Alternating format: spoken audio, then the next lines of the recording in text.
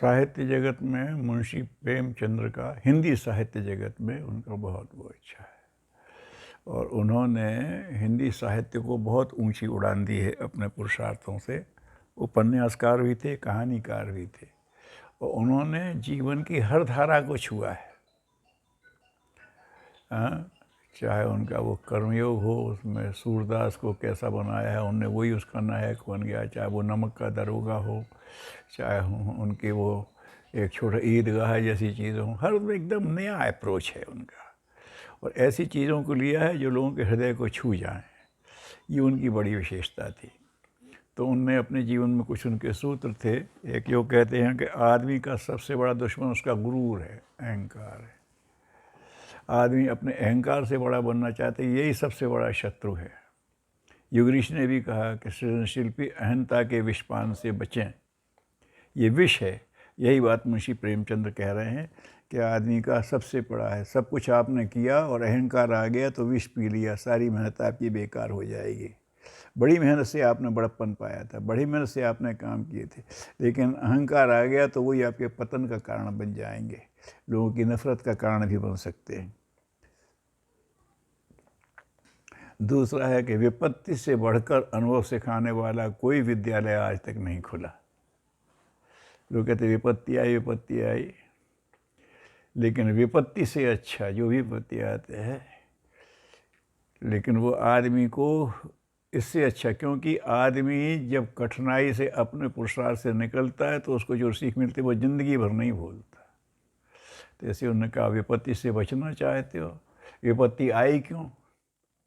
तो आप ही की किसी कमी से आई थी, और भगवान आपको बोध कराना चाहते, इसने विपत्ति में डाल दिया, और इससे निकलोगे तो तुम्हें वही करना पड़ेगा जो भगवान चाहता है। तो ऐसा विपत्ति से बढ़कर अनुभव सिखाने वाला कोई है। भगवान विपत्ति डालता है। अच्छा जो कोच होता है, जिससे उसे उम्मीद है, उसको वो ज़्यादा कठिन देता है काम। तुम ये करो, जानता है ये कर लेगा, वो निकल जाएगा। तो भगवान विपत्ति में डाल करके आपको निखारता है ना, कि वो कहते हैं God brings you in deep waters not to drown but to clean him. वो गहरे पानी में ले जाता है आपको तैरना सिखाने के लिए, आपको साफ़ करने के लिए, डुबोने के लिए नहीं ले जाता। ऐसा उनका वो है। अगला है उधार वह मेहमान है जो एक बार आकर जाने का नाम नहीं लेता। उधार कभी मत लेना, है ना। आप अपने थोड़े में काम चला लो, लेकिन उधार की आदत पड़ गई तो फिर आप उसी में बार बार मतलब फिर यहाँ से दोगे तो वहाँ से ले आओगे उधर, क्योंकि अपने पुरुषार्थ पे भरोसा ही नहीं है। इधर उधर से पूरी करते तो बहुत अच्छा। उधार ऐसा मेहमान आ जाए, एक आ गया फिर घर छोड़ते ही नहीं, बहुत मुश्किल हो जाता है उससे निकलने के लिए, क्योंकि वो आपके पुरुषार्थ को कुंठित, आप उसको जगाने की आवश्यकता ही समझते हो, ऐसा हो जाता है। और उन्होंने कहा बड़ा हमें सौभाग्य मिले, हमें सौभाग्य मिले। तो कहते हैं सौभाग्य उन्हीं को प्राप्त होता है जो अपने कर्तव्य पथ पर अविचल रहते हैं। सौभाग्य उसी को मिलेगा। अगर सौभाग्य पाना है तो अपने कर्तव्य का निर्धारण करो और अविचल भाव से करते रहो, सौभाग्य भी आ जाएगा, यश भी आ जाएगा। बहुत ज़बरदस्त सूत्र है जिसको लोगों को जीवन में अपनाना चाहिए। पाप अग्नि का वो कुंड है जो आदर और मान, साहस और धैर्य को क्षण भर में जलाकर भस्म कर देता है। आप कुछ अच्छा काम कर रहे हैं, आपका आदर भी बढ़ा, मान भी बढ़ा, और आप कुछ कर सकते हैं, आपका साहस भी बढ़ा, धैर्य भी बढ़ा, ये आपको मिले थे। लेकिन जिस दिन आपने पाप कर दिया, उस दिन आपका आदर और मान टूटा, अरे ससुरा ये तो ये वो भी समाप्त हो जाएगा, और साहस धैर्य यार ये तो सब चला गया, अब जाने क्या होगा। आपकी अंतरात्मा आपको कोसने लगेगी। तो साहस और धैर्य तो अंतरात्मा की सबलता से होता है। आज सुंदर ये बात कही है कि पाप वह अग्निकुंड है जिसमें आपकी वो चीज़ें जो आपको ऊंचा बनाती हैं उनको भस्म कर देता है। आदर, मान, साहस और धैर्य को, वो देर नहीं लगती, तत्काल जल जाता है। सच्चा आदमी एक मुलाकात में ही जीवन बदल सकता है, आत्मा को जगा सकता है, अज्ञान को मिटाकर प्रकाश की ज्योति फैला सकता है। तो सच्चा आदमी, सत्पुरुष, तो सत्पुरुषों की संगत करो। अगर एक बार आपकी संगत होते हैं ना, तो एक घड़ी, आधी घड़ी, आधी ते पुनिया आधे, तुलसी संगति साधकी हरे कोट अपराध। वो यही कह रहे हैं तुलसीदास जी कि सच्चे आदमी की सत्पुरुष की अगर आपने कर ली तो आपको वो थोड़ी सी मुलाकात भी आपके जीवन की धारा बदल सकती है। नारद मिल गए तो वाल्मीकि की धारा बदल गई, ध्रुव की धारा बदल गई, प्रहलाद की धारा बदल गई, पार्वती की धारा बदल गई। एक दफ़ा संकेत दे दिया तो जाने क्या करके प्रकाश का फैला सकता है। तो हमेशा सत्पुरुषों की संगति करे। पावस के अंतिम बूंदों के सदृश मनुष्य की वाणी के अंतिम शब्द कभी विफल नहीं होते। वर्षा जो रहती है तो बरसती रहती है, लेकिन अंत में जहाँ उसकी वो पूर्ति करती है लोग तृप्त हो जाते हैं। तो ये आदमी की वाणी के जो शब्द होते हैं वो निकलते हैं, वर्षा करते रहते हैं, लेकिन अगर अंत में आपने कठोर शब्द निकाल दिए तो वो सब बेकार हो जाए। तो ये हमारे निकलने वाले शब्द ये पावस की बूंदों की तरह आते रहें। अगर उसमें से वो बात हट गई, मैंने तुम्हें अच्छा समझा, अंत में आपने अहंकार दिखा दिए तो सब चौपट हो गया। तो जो हमारे शब्द हैं हमेशा पावस की तरह झरते रहें, निर्विकार भाव से सबको शांति देने का भाव करते हुए।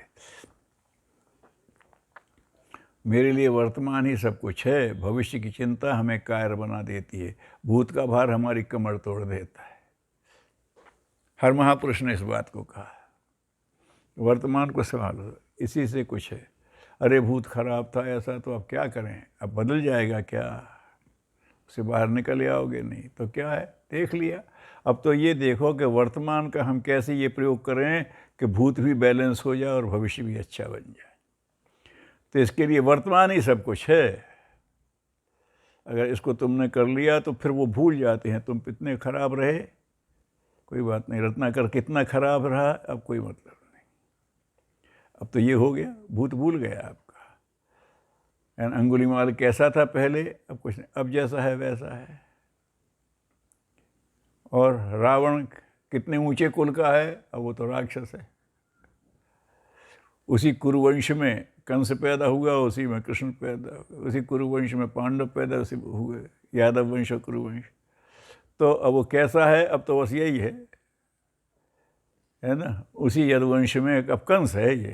अब वो पहले कितना माँ बहन को कितना प्यार करता था, कितना प्रतापी था, सब भूल गए। तो जो आदमी का होता है कि भविष्य भी उस वजह से वर्तमान को संभालो, ऐसा उन्होंने कहा है। ये जीवन में अपनाए जाने वाले अमोघ सूत्र हैं। युवकों की शिक्षा का भार केवल आदर्श चरित्रों पर रखना चाहिए। विलास में रत कॉलेजों के शौकीन प्रोफेसर विद्यार्थियों की कोई अच्छा असर नहीं डाल सकते। तो अपने समय वो देख रहे हैं कि अंग्रेजों ने तो नीति बदल दी है, विलास ही तुम्हें बता रहा है तो विलास ही सिखा देगा। तो शिक्षा का भार कौन है, आदर्श चरित्रवान लोग। अभी तो तुम कहते वो ज्ञान वो देगा, विषय का ज्ञान बहुत अच्छा है, विषय का ज्ञान दे दिया, जीवन का ज्ञान तो मिला ही नहीं। जिसने जीवन जिया हो तो जीवन का ज्ञान देगा। तो जो आदर्श चरित्र वाले उनको लाओ, ये ज्ञान तो फिर भी कहीं से पूरा हो जाएगा, वो कहीं से पूरा नहीं हो सकता है। और इसीलिए जिन लोगों को ऐसे शिक्षक मिल गए हैं जिन्होंने चरित्र दे दिया, वो कहीं से कहीं पहुंच गए हैं। तो ये बात उनका था कि शिक्षा में जो कमी, उनका एक बड़ी तड़प है। ये जो शौकीन प्रोफेसर जो व्यसन ही सिखा देते हैं लोगों को, जीवन के सत्य कहाँ सिखा पाते हैं। तो श्रेष्ठ चरित्र वाले इसमें आए, इस पर प्रयास करें। जब तक आपके पास राष्ट्रभाषा नहीं, आपका कोई राष्ट्र भी नहीं है। कि एक भाषा से उसका व्यक्तित्व खुलता है, आप किससे करेंगे। तो आप राष्ट्र है और हम राष्ट्रभाषा का लोग विरोध कर देते। ठीक है, सब भाषाएं जिएं, लेकिन एक राष्ट्रभाषा तो हो जिसके माध्यम से है। तो मतलब एक राष्ट्रभाषा नहीं तो अभी राष्ट्र विविधता से एकता में आई ही नहीं।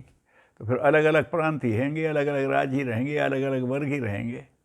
और भाषा एक हो जाएगी तो इसका मतलब अब कहीं एकत्व की तरफ आप बढ़ गए। इसलिए उन्होंने कहा कि राष्ट्र के लिए एक राष्ट्रभाषा जरूरी है। बहुत ज़बरदस्त सूत्र हैं, चिंतक थे, ये सूत्र देते हैं। जब हम अपनी भूल पर लज्जित होते हैं तो यथार्थ बात अपने आप मुँह से निकल पड़ती है। भूल हो गई अगर आपसे और आपने उसमें लज्जा महसूस की तो अब यथार्थ फटाफट निकल जाएगा आप। और लज्जित नहीं है तो आप बातें फिर बहाने, ये मतलब नहीं ऐसा था ऐसा था। लेकिन अगर ये मन में आ गया कि नहीं हमसे यार गलती तो हुई है, तो अगर ठीक करना तो फिर बढ़िया बात आपके यहाँ से निकल जाएगी। तो अगर आदमी भूल होते हैं तो लज्जा आने दो, लज्जा भी बड़ा ऊंचा काम कर जाती है आदमी के सत्य तक पहुंचाने में। अपनी भूल अपने ही हाथों सुधर जाए तो वह उससे कहीं अच्छा है जो कोई दूसरा उसे सुधारे। अपनी भूल है दूसरा सुधारेगा तो हम तो छोटे हो गए। अपनी भूल खुद सुधार लो ना भाई, तो हमें आत्मविश्वास आएगा। और नहीं तो भूल सुधारने के लिए आप दूसरों का मुंह देखोगे, हम गलती करें और कोई और सुधारे, तो जीवन आपका कमज़ोर ही रहेगा, जीवन में समग्रता नहीं आएगी।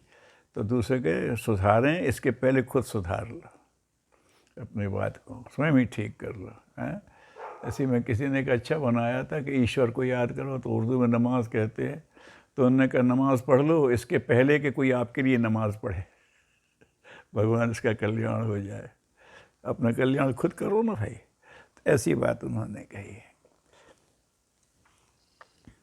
जीवन का वास्तविक सुख दूसरों को सुख देने में ही है, उसका सुख लूटने में नहीं है। अगर तुमने सुख लूटने की परंपरा बना दी तो तुम्हारा भी कोई लूट ले जाएगा। और देने की परंपरा है तो तुम जितने लोगों को दोगे उतने लोग तुम्हें देने लगेंगे, और तुम जितने लोगों को लूटोगे वो तुम्हें लूटेंगे, तो घाटा ही घाटा है। तो उन्होंने कहा जीवन का वास्तविक सुख जो है दूसरों को सुख देने का है। जो आप बोओगे वो आपका फलित हो जाएगा। इस भाव को उन्होंने किया है। जीवन को सफल बनाने के लिए शिक्षा की जरूरत है, डिग्री की नहीं। लोग ये मान लें कि बड़ी डिग्री ले ली, कुछ किया नहीं किया, इसी से काम हो जाए। वो तो अंग्रेज़ों ने बनाया था कि हम तो डिग्री देख करके तुम्हें तो वो देंगे, लेकिन तुम्हारे काम डिग्री आने वाली नहीं है। जो तुम्हारा सेवा भाव है, तुम्हारी नम्रता है, तुम्हारे जीवन की सरलता है, अगर ये नहीं मिली तो हमारी आत्मा जागृत नहीं होगी, कागज़ की डिग्रियां सब बेकार चली जाएंगी। तो इन डिग्रियों को पाने की कोशिश करो, वो तो बाहर की बात है। अंग्रेज़ों को तो उससे मतलब नहीं था तो उन्होंने वो बना दिया। लेकिन इसी बात को लेकर के विनोबा जी का है कि विनोबा जी ने किया, खूब सर्टिफिकेट्स थे, लेकिन एक दफ़े माँ के पास बैठे, चूल्हा जला था, अपने सर्टिफिकेट जलाना शुरू, डिग्रियाँ जलाना शुरू कर दी। ये क्या कर रहा है, तेरी डिग्रियाँ तो ज्ञान उनमें है क्या? नहीं, ज्ञान मुझ में है ना, तो मैं तो सुरक्षित हूँ, मुझे कागज़ की मदद नहीं चाहिए। अपने व्यक्तित्व मेरे अंदर है, मेरे व्यक्तित्व की मुझसे होगी, डिग्रियों से नहीं होगी। तो उन्होंने कहा अगर अंदर व्यक्तित्व बन गया तो डिग्री की कोई बात नहीं। ढेरों लोग ऐसे होते हैं, यह नहीं पढ़ा, पहले कहाँ होता था, ज्ञान आ गया तो आ गया। गुरुदेव स्वयं स्कूली शिक्षा नाम मात्र की मिली, लेकिन अंदर से शिक्षा हुई। तो उन्होंने स्वयं कहते थे कि जब मैं स्वतंत्रता आंदोलन में अंडरग्राउंड होता था तो किसी संस्कृत विद्यालय में पढ़ाने लगता था और मैंने आचार्य तक की कक्षाएं ली हैं, डिग्री कोई नहीं थी। तो ये सब बातें होती हैं, लोगों करने में होता है तरह तरह का। तो आज लोग उस पर करते हैं। तो अंदर के ज्ञान को महत्व, तो ऐसा उनका कहने का मत है। यश त्याग से मिलता है, धोखाधड़ी से नहीं। पावन यश की पुण्य बिन होई, तुलसीदास जी ने लिखा है। ये कुयश तो उससे भी, अरे साला वो बड़ा दुष्ट है, और डरते आप उससे हैं, वो भी फैल तो रहा है, तो फैल तो रहा है, लेकिन वो यश नहीं है। तो पावन यश जो है तो वो तो हमेशा त्याग से होगा। उससे मिलेगा। धोखाधड़ी से पाओगे तो तुम उससे झपटोगे, वो करेगा, आगे भूल जाओगे, टिकाऊ नहीं होगा। थोड़ी देर के करोगे फिर ये भूल जाएगा, उसके जड़ें नहीं होती।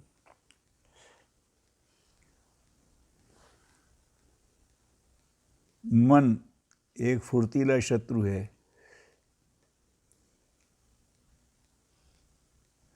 जो पीठ के पीछे से वार कर जाता है। अब इसमें होना चाहिए अनगढ़ मन। अगर मन अनगढ़ है तो आपको पता नहीं पड़ेगा कब वो आपको वार करते हैं, और इतनी फुर्ती से करेगा तुम समझ भी नहीं पाओगे, आहत हो जाओगे। तो मन को हमेशा तन्मे मनः शिव संकल्पमस्तु, हे मन मेरे तू अच्छे संकल्प बना, है ना। मन एवं मनुष्यानाम कारणम बंधि मुक्ति हो, मन अगर कुकर्मी है तो बंधन बन जाएगा, और नहीं तो वो मोक्ष का साधन बन जाएगा। कर्म और बंधन और मोक्ष का दोनों कारण हमारा मन ही है। मन के हारे हार है, मन के जीते जीत, ऐसा उन्होंने भाव प्रकट किया है। ईमानदारी जीवन का एक ऐसा आधार सिद्धांत है जिस पर कि मनुष्यों की प्रतिष्ठा निर्भर है। गुरुदेव ने भी लिखा है, ईमानदार व्यक्ति मणियों के में वैसा चमकता हुआ है जैसे हीरा और लोगों में। ईमानदारी को कहा है। वैसे ही वो कह रहे कि जीवन का एक ऐसा आधार सिद्धांत है जिस पर मनुष्य की प्रतिष्ठा निर्भर है। ईमानदार है तो उसके प्रति प्रतिष्ठा होगी, और जो बेईमान है उसको सामने मुंह पे तो कहेंगे, पीठ पीछे तो सब गाली ही मिलने वाली हैं। तो ईमानदारी को कभी नहीं छोड़ना चाहिए मनुष्य को, कि ईमान ही मनुष्य कहते हैं। इस्लाम में कि ईमान लाओ भगवान पर, ईमान से बात है। आप इबादत करते हो, कर्मकांड करते, ईमान तो लाए नहीं। ईमान माने आस्था। तो अगर आदमी अपनी मनुष्य की आस्था पर रहे तो उसकी प्रतिष्ठा निश्चित रूप से बढ़ेगी। निराशा संभव को भी असंभव बना देती। अरे यार अब क्या होगा, अब गड़बड़ हो गया। जो तुम्हारे अंदर है उसका भी इस्तेमाल नहीं कर पाओगे, इसलिए निराशा को मत आने दो। कहते हैं आशा से तो आसमान लगा हुआ है, आज नहीं तो कल तो मौका मिलेगा। नहीं, आज नहीं, कोई बात नहीं, चलने दो समय, देखते हैं फिर कुछ आएगा। अरे समय एक साथ थोड़ी रहता है ना। किसी को कहते हैं कि टिकने वाला ये भी नहीं है, अच्छा है तो वो भी नहीं टिकेगा और बुरा है तो वो भी नहीं टिकेगा। ऐसे निराशा को पास मत आने दो।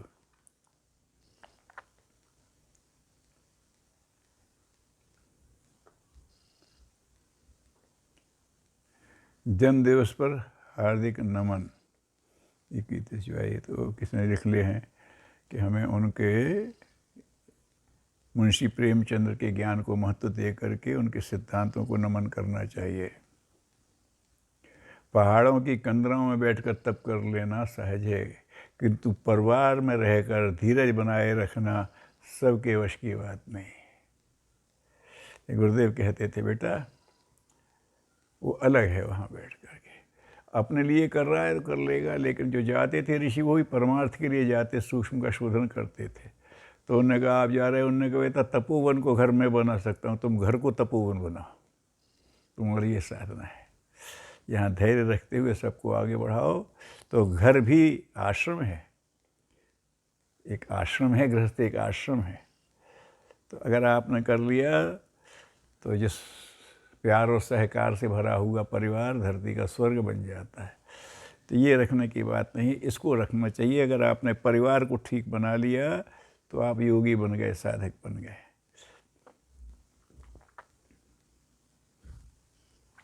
अन्याय में सहयोग देना भी अन्याय करने के समान है। आप अन्याय कर नहीं रहे, इसलिए उसमें गीता आपने कहा है कृत, कारित और अनुमोदित। 3 तरह के कर्म तो हम खुद कर रहे हैं, हमने नहीं किया लेकिन दूसरे से करा दिया। मैंने तो नहीं किया लेकिन लालच देकर, भय देकर दूसरे करवा दिया, तो तू भी उसमें हिस्सेदार तो है। ये कारित हुआ। और एक अनुमोदित, आप कर रहे हो तो हाँ अच्छा, हम विरोध नहीं कर रहे तो अनुमोदन नहीं है। मौनम सम्मति लक्ष्म। तो अन्याय पे अगर कुछ नहीं कहते तो आप उसको समर्थन दे रहे हैं। तो अन्याय में सहयोग देना, उन्होंने कहा, गुरुदेव ने इसीलिए लिखा है कि अन्याय करना भी पाप है, अन्याय सहना भी पाप है। उसका प्रतिकार करो, नहीं तो आप सहयोग दे रहे हो, उसको बढ़ावा दे रहे हो। खाने और सोने का नाम जीवन नहीं है। जीवन नाम है सदैव आगे बढ़ते रहने की लगन का। उम्र बढ़ती रहेगी खाते सोते, लेकिन जीवन तो आगे बढ़ा दी। गुरुदेव कहते बेटा जीवन अलग है, आयु अलग है। महान पुरुषों का जीवन शानदार था, आयु छोटी रही तो क्या मतलब होता है। विवेकानंद की आयु कम रही तो क्या बात है, शंकराचार्य की आयु कम रही तो क्या बात है, ज्ञानदेव की आयु कम रही तो क्या बात है, लेकिन जीवन उनका बहुत बड़ा है, बहुत शानदार है, अभी तक लोग ले रहे हैं। तो वही बात मुंशी प्रेमचंद जी ने कही है।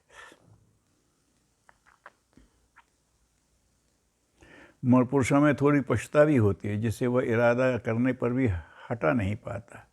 वह पछता उसे पुरुष बनाती है। विकास के क्रम में वह स्त्री से पीछे है।